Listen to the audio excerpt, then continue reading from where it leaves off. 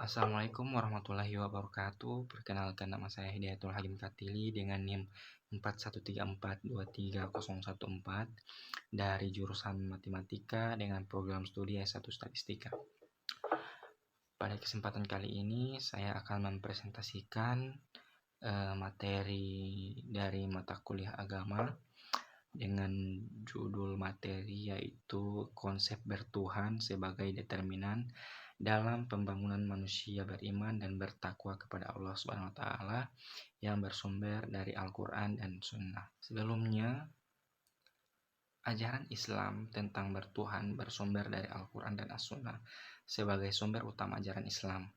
Al-Qur'an sebagai kitab suci umat manusia, umat Islam yang diwahyukan kepada Nabi Muhammad SAW menjadi pedoman hidup bagi umat manusia. Sedangkan As-Sunnah merupakan ajaran yang didasarkan pada perkataan, perbuatan, dan sikap Nabi Muhammad SAW sebagai contoh teladan yang harus diikuti oleh umat Islam. Konsep bertuhan sebagai determinan dalam pembangunan manusia beriman dan bertakwa kepada Allah SWT memiliki peran penting dalam membentuk karakter manusia yang bertakwa dan bertanggung jawab. Dalam Islam, manusia yang bertuhan dianggap sebagai manusia yang mengakui keberadaan Allah SWT sebagai pencipta dan pengatur alam semesta, sehingga selalu memiliki rasa syukur dan kesadaran akan keberadaan Allah SWT dalam setiap aspek kehidupan. Nah, pada materi kali ini kita memiliki beberapa pokok pembahasan. Ada 3 pokok pembahasan, yaitu yang pertama konsep bertuhan dalam Al-Quran, yang kedua konsep bertuhan dalam As-Sunnah, dan yang ketiga itu pembangunan manusia beriman dan bertakwa melalui konsep bertuhan. Kita masuk ke pembahasan yang pertama, konsep bertuhan dalam Al-Quran. Nah, dalam konsep bertuhan dalam Al-Quran terdapat beberapa poin, yaitu yang pertama itu mengenal Allah SWT. Dalam Al-Quran, Allah SWT dikenal sebagai Tuhan yang Maha Esa, Maha Kuasa, Maha Pengasih, dan Maha Penyayang.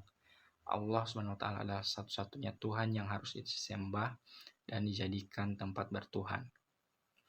Allah lah yang menciptakan kamu dari tanah, kemudian dari setetes air mani, kemudian menjadikan kamu berpasangan, laki-laki dan perempuan.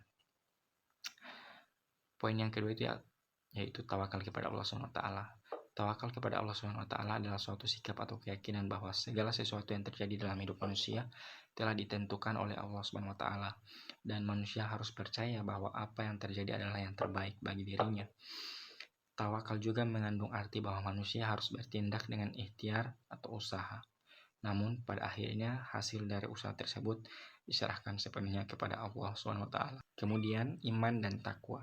Iman adalah keyakinan yang teguh terhadap kebenaran ajaran Islam, sedangkan takwa adalah sikap atau perilaku yang menjauhkan diri dari segala bentuk dosa dan mendorong untuk selalu melakukan kebaikan. Kemudian pembahasan yang berikutnya itu konsep bertuhan dalam As-Sunnah.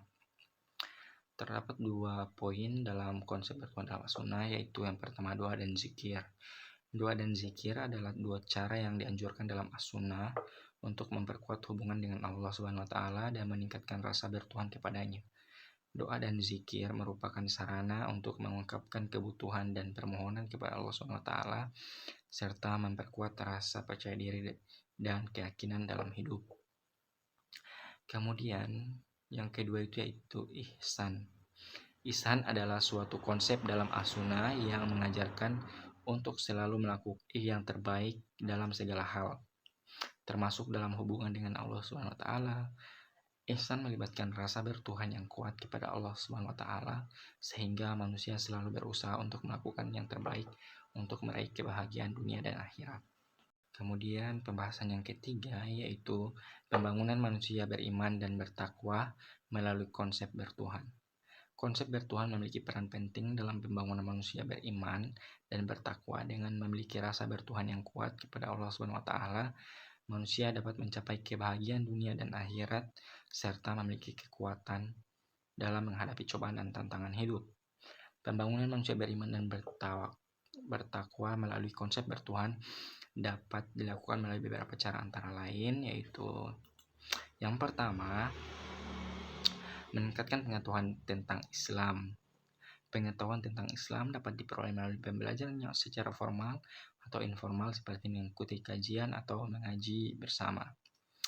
Kemudian meningkatkan praktik ibadah. Ibadah seperti sholat, puasa, zakat, haji, dan lain-lain merupakan sarana untuk mendekatkan diri kepada Allah SWT sehingga rasa bertuhan semakin kuat dan terjaga. Kemudian yaitu meningkatkan doa dan zikir. Doa dan zikir merupakan sarana untuk memperkuat hubungan dengan Allah SWT dan meningkatkan rasa bertuhan kepadanya. Kemudian ada mengembangkan sikap ihsan.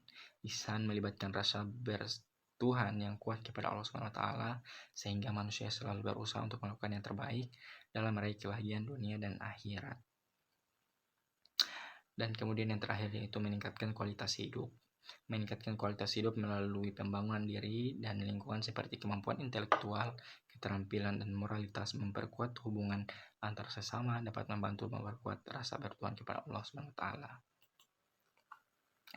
Nah, dari pembahasan kali ini kita dapat menarik kesimpulan, melalui konsep bertuhan, manusia dapat memperkuat iman dan memperoleh keberkahan dari Allah SWT. Manusia juga diharapkan untuk senantiasa menjaga hubungan dengan Allah Subhanahu wa Ta'ala dan selalu berdoa serta memohon bimbingannya dalam setiap langkah kehidupan. Dalam rangka meningkatkan pembangunan manusia yang beriman dan bertakwa, maka diperlukan upaya untuk mengembangkan konsep bertuhan dalam kehidupan sehari-hari. Hal ini dapat dilakukan dengan cara membaca dan memahami Al-Quran serta As-Sunnah, selalu berdoa dan memohon bimbingan Allah Subhanahu wa Ta'ala, serta melakukan amalan yang baik dan bermanfaat bagi sesama. Nah, saya memiliki satu quotes yang saya kutip dari sahabat Nabi yaitu Ali bin Abi Thalib. Dia pernah berkata itu, bukan kesulitan yang membuat kita takut, tapi ketakutan yang membuat kita sulit. Sebagaimana dalam Al-Quran surah Al-Insyirah ayat 5 yang berbunyi fa inna ma'al usri yusra, yang berarti maka sesungguhnya beserta kesulitan ada kemudahan. Demikian presentasi dari saya. Mohon maaf apabila ada kesalahan-kesalahan dalam pengucapan kata atau kalimat.